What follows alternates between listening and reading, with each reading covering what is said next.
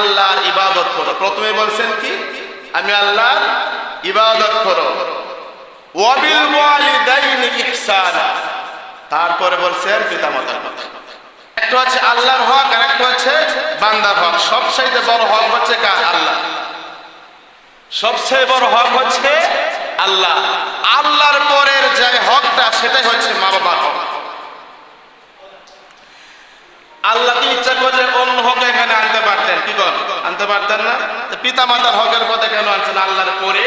কারণ হলো আল্লাহ বলে, এই যে যত নিয়ামত আমি আল্লাহ বান্দাদেরকে দিয়েছি এর মধ্যে আমার কোনো স্বার্থ নাই। আল্লাহর কোনো স্বার্থ আছে?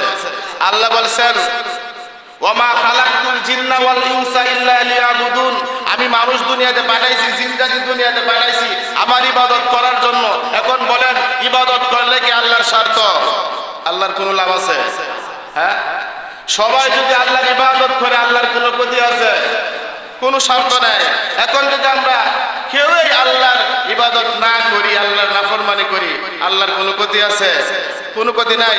আল্লাহ বলেন, আমি যত নিয়ামত দিয়েছি এটার মধ্যে আমার কোনো স্বার্থ নাই। আর পৃথিবীর মুখে এমন মা বাবাই হচ্ছে এমন ব্যক্তি, মা বাবাই হচ্ছে এমন ব্যক্তি সন্তানদেরকে লালন পালন করে স্বার্থ ছাড়া। কথা বুঝেন নাই? পিতামাতা সন্তানকে লালন পালন করে, এটার মধ্যে কোনো স্বার্থ নাই। একে অন্যকে সাহায্য করে, সহযোগিতা করে স্বার্থের জন্য। স্বার্থ ছাড়া কেউ কিছু করে না। একজন আরেকজনকে সহযোগিতা করলো বা সাহায্য করলো, স্বার্থ আছে। মেম্বার চেয়ারম্যানে সহযোগিতা করলো, স্বার্থ আছে। পৃথিবীর বুকে এমন ব্যক্তি তারাই যারা মা বাবা, তারা সন্তানকে লালন পালন করে, কোনো স্বার্থ নাই।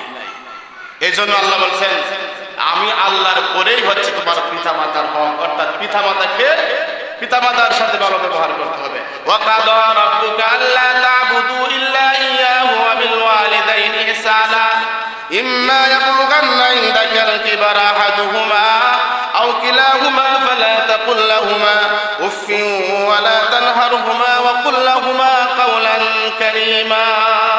কেমন আচরণ করবা তোমার পিতামাতার সাথে? আল্লাহ বলেন, এমন আচরণ করবা না যে আচরণ করার কারণে তোমার মায়ের মনে কষ্ট লাগে, যে আচরণ করার কারণে তোমার মা বাবার মনে কষ্ট লাগে। উঁচু আওয়াজে কথা বলবা না, রাগ করে কথা বলবা না। তোমার আচরণের দ্বারা তোমার বাবা, তোমার মা যদি উহ শব্দটি করে, তোমার জীবন বরবাদ। তোমার আঘাতের দ্বারা, তোমার কথার দ্বারা, তোমার ব্যবহারের দ্বারা তোমার বাবা, তোমার মা যদি উহ শব্দটি করে, শেষ। কারণ হলো যে পিতামাতা সন্তানের প্রতি অসন্তুষ্ট, নবীজি বলেন তার কোনো ইবাদত আল্লাহ কবুল করেন না।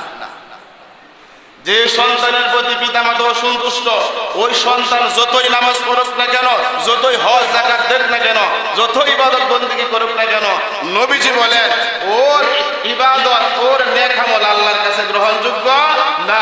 সুতরাং ওই ব্যক্তির উপর পিতামাতা নারাজ, ওই ব্যক্তির উপর আল্লাহ নারাজ, নবীও নারাজ। তাহলে আমাদের প্রতিজ্ঞা হবে, পিতামাতা যাদের আছে এমন আচরণ আমরা করব না যে আচরণ করার কারণে আমার পিতা, আমার মা, আমার বাবা কষ্ট পায়। ঠিক কিনা বলেন?